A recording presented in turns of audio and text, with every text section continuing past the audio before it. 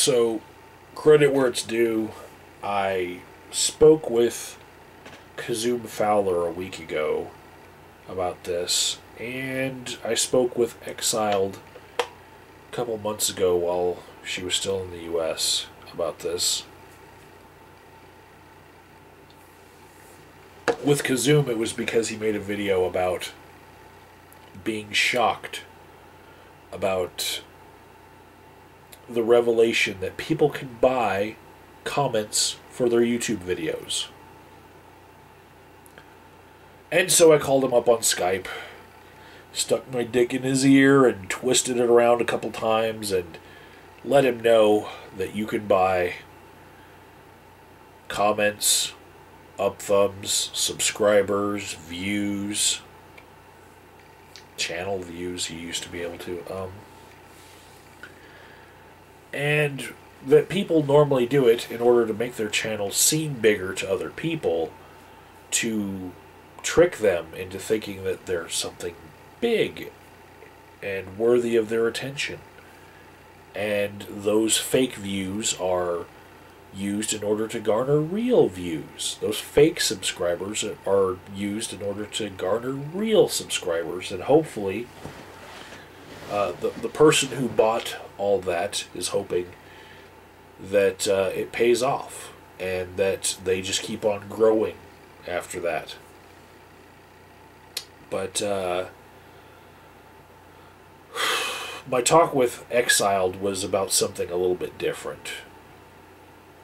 And it was the possibility that someone could use one of these services that, you buy views, dump thumbs, and whatnot, to psychologically harm someone else via something like gaslighting. Let's say somebody made a video criticizing someone else, and then to add punctuation to the criticism, paid for 100,000 views and about 1,500 up thumbs.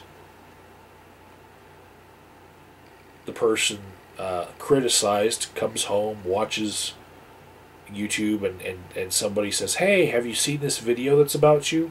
And they go to it, and whether or not the criticisms were accurate, they see 100,000 views and a couple thousand up thumbs on this video, and they're thinking, wow, that many people think that I'm wrong, think that this criticism is a valid criticism of me. They think I'm a jackass. There are people who would be very hurt by something like that.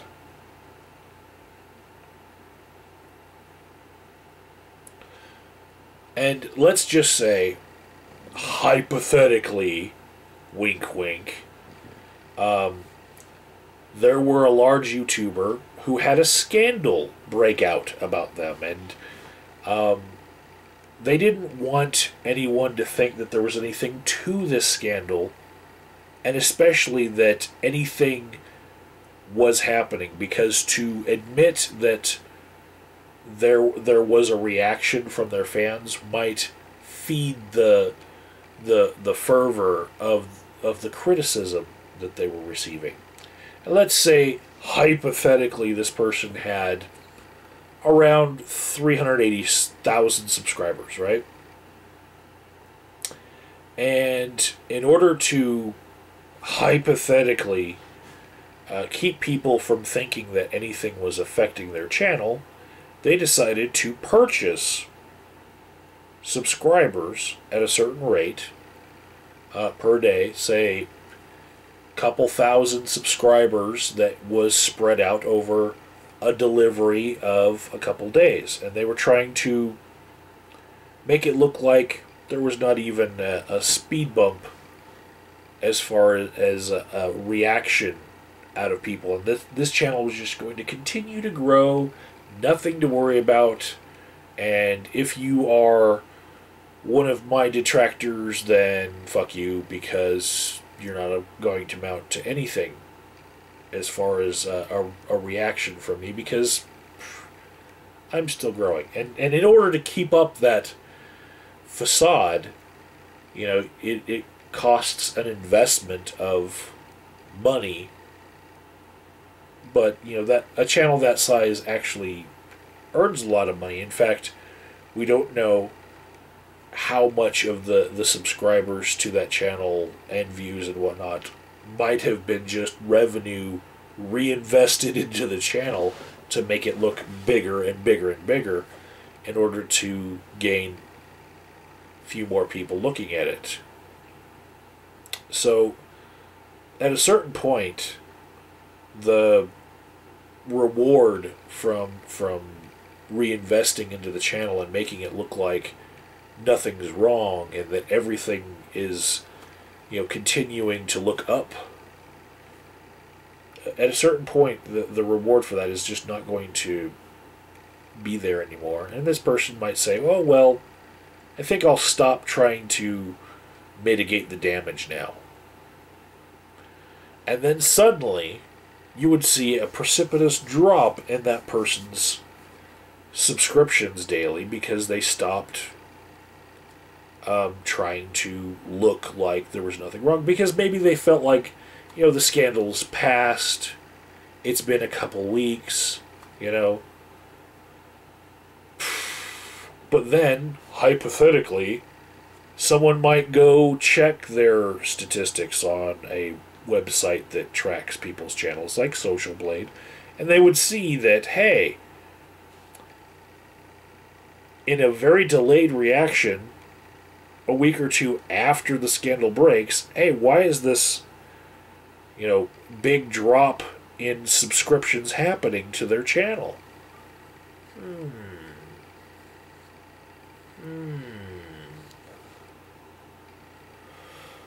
Anyways, if you know what I'm talking about, that's just an Easter egg for you.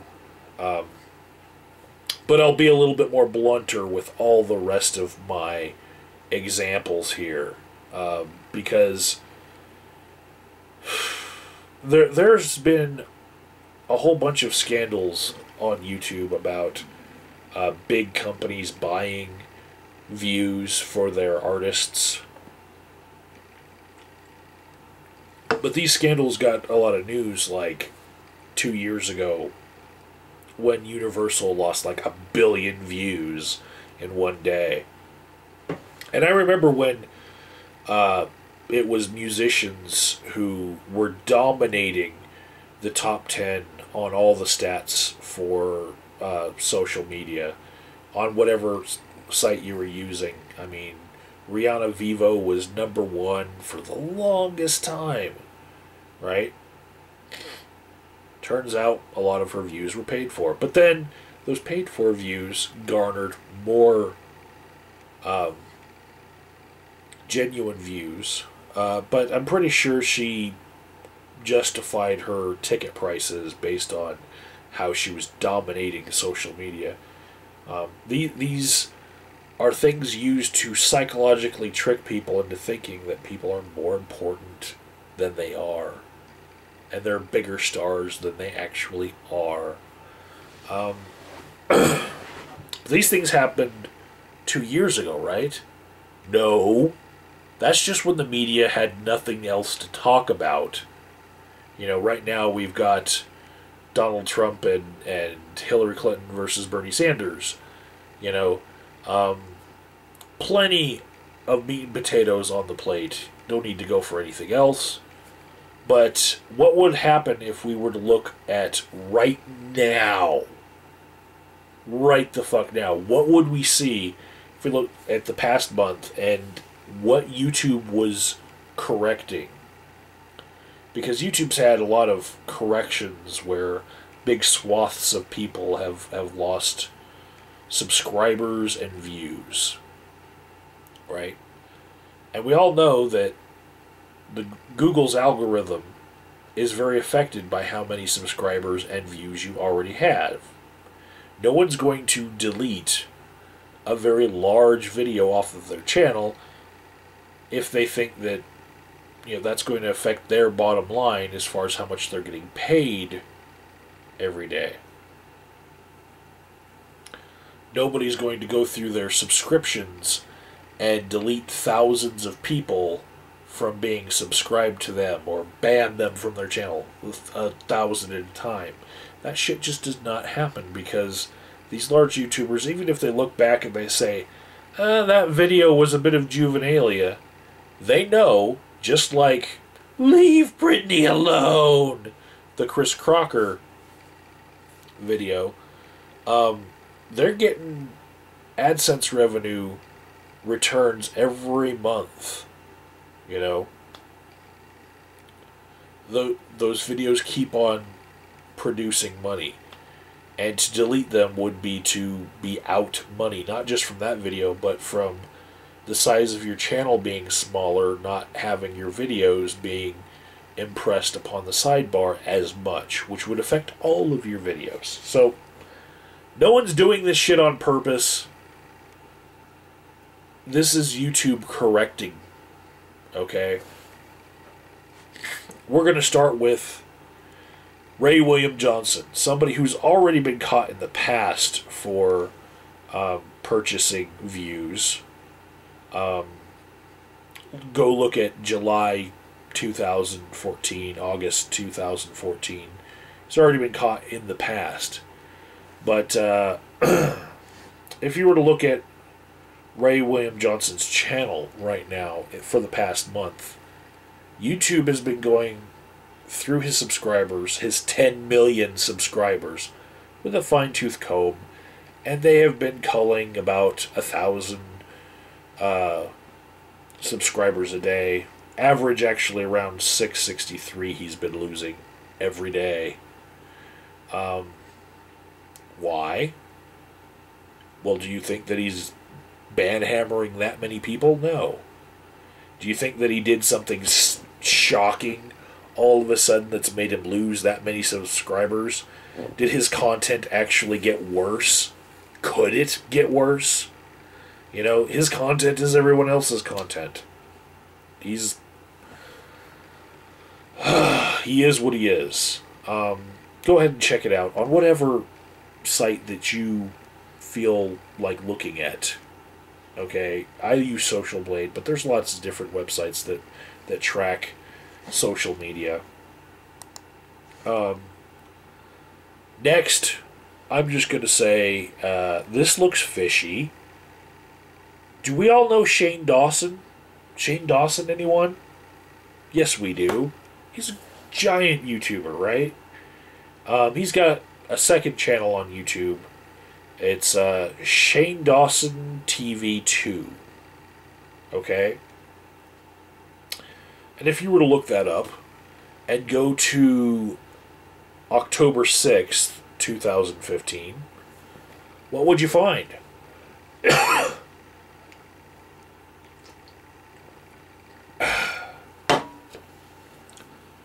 21 million views gone?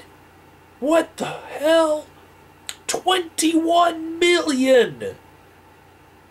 No joke, 21 million views stripped. And that's his off channel. Why would he be pumping that up with fake views? I don't know. Also, YouTube has seen fit to cull a whole bunch of subscribers from his channel, hundreds a day, and over the last 30 days he's down 5,000. 5,500, sorry. How about Tobias? Y'all know Tobias? I know him for his gaming videos. But he's got vlogs and whatnot on the Toby2 channel, because this guy's got a couple Toby channels. Go ahead and look at October 3rd, 2015. And he lost 2 million views. 2 million. And every day, YouTube culls more and more subscribers from him. What have these channels done that is any different than what they've always done. Because these are the too big to fail channels that always gain and never lose subscribers. What have they done lately? Nothing. Nothing that we've heard about publicly. Nothing that would explain 4,600 subscriber loss over the past month after month of gains, except for this is a YouTube purge. Now this one is a little bit weird here. After removing a whole bunch of videos from the Roya Drama channel, Roya Drama was stripped of 132 million views. But they appealed and got some videos back, so they went back up a little bit, so their overall losses don't look as bad. But if you were to look at September 24th, that's where you'd see it.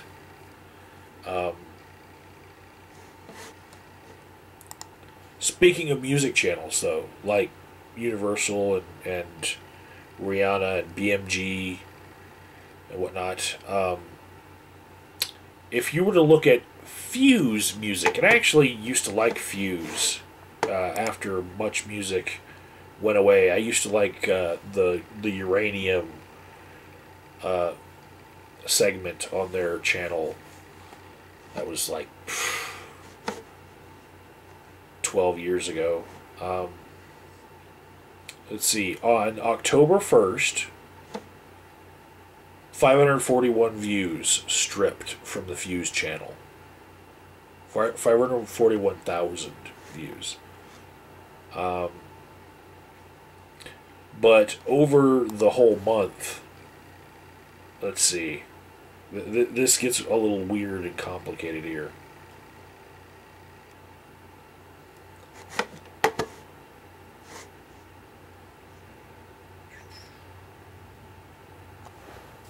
Mountain Dew break. Sorry, losing my voice. I'm dropping a lot of bombs here. Just the day before that, on September 30th, 2014, they lost 24 million views. And then a couple days before that, on September 26th, they lost 54 million views. And over the past 30 days, they're basically down about 78 million views beyond what they've gained, which hasn't really even been a million. So,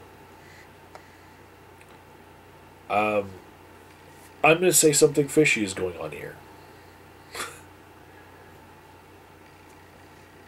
And are we hearing about it? No.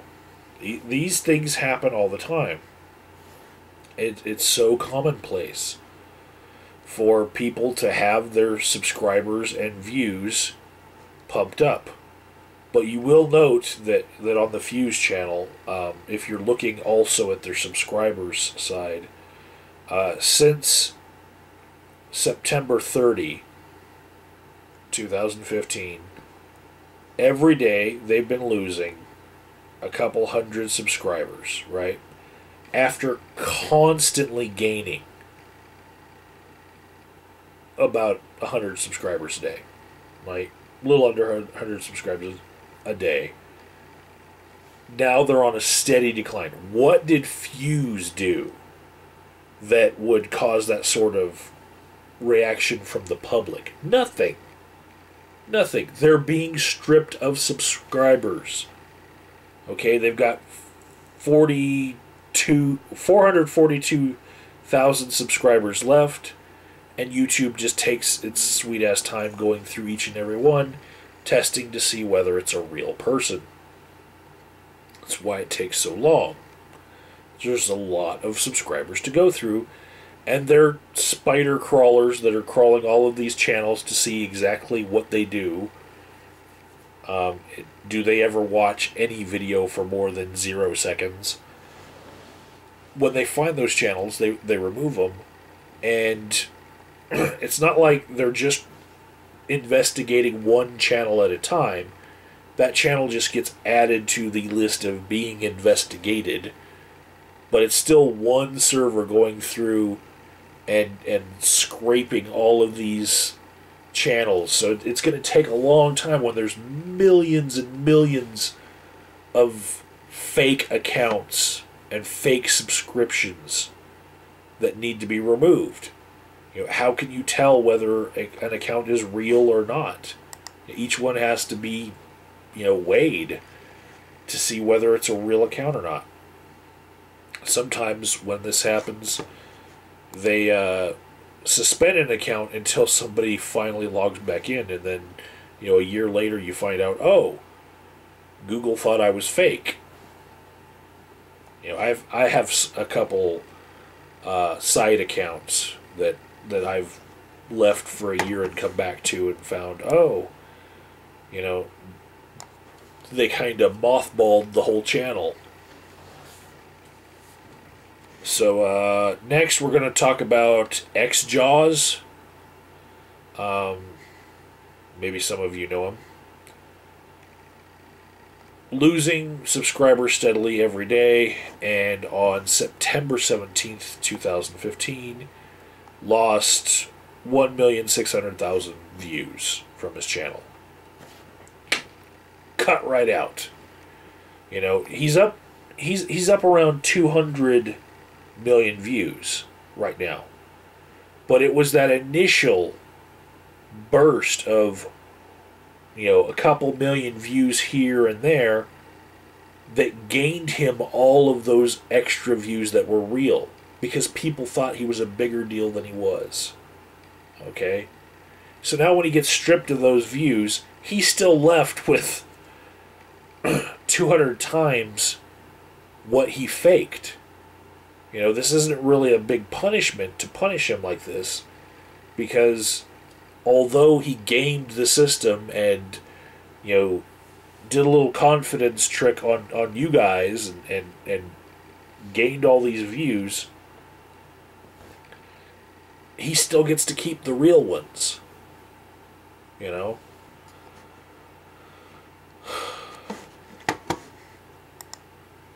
What does it cost to get 1 million views on a channel? Well, for me, it's cost more than 5 years, and I'm still not there. Probably it'll be 6, and 2,500 videos. 2,500 videos. Yeah, that's how many videos are on my channel. What does it cost if you just want to pay for those million views? Bought it? $600-700. That's the investment you'd have to make, and then, if you did it wisely, you could pass yourself off as something big. You could even be invited to galas and speaking engagements and whatnot if you had this giant subscribership and viewership to show off. Next one I'm going to share, it might be a really big bomb to, let's say, Europeans, because their kind of football is not my kind of football. But Rom 7000, Romelu, right? Over the course of the last 30 days, he has lost over 200 million views. 200 million that he paid for. Because this guy apparently really likes to think that people have been watching his highlight reel. 109 million views lost on September 20th, 2015.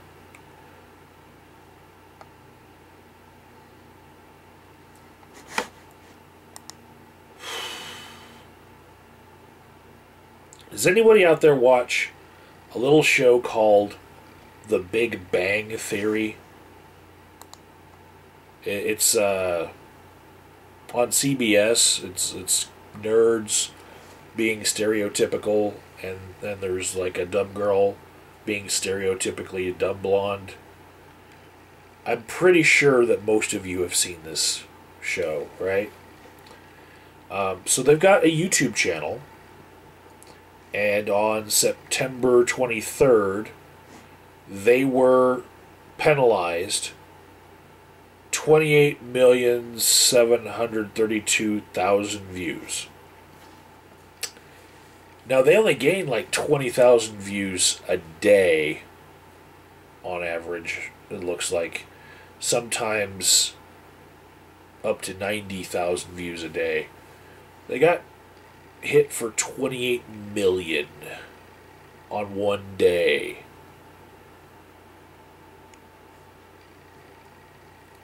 No one's talking about it. This is a network television station pumping up the views of a network television show's YouTube channel in order to make this network television show look bigger than it is, so that you'll watch it more.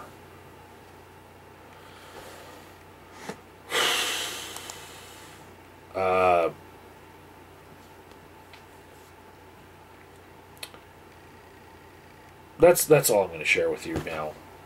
Like, I could go on. I'm just talking about the last 30 days here. Okay? The manipulation that has been happening is such that it's very easy to be disheartened, like what's happened to Kazoom on his channel right now. I just watched a 10-minute video of Kazoom walking through the woods, not saying a damn thing. Just a walk on a path. You know, he's not the same guy after I, put these facts in his ear and let him mull it over.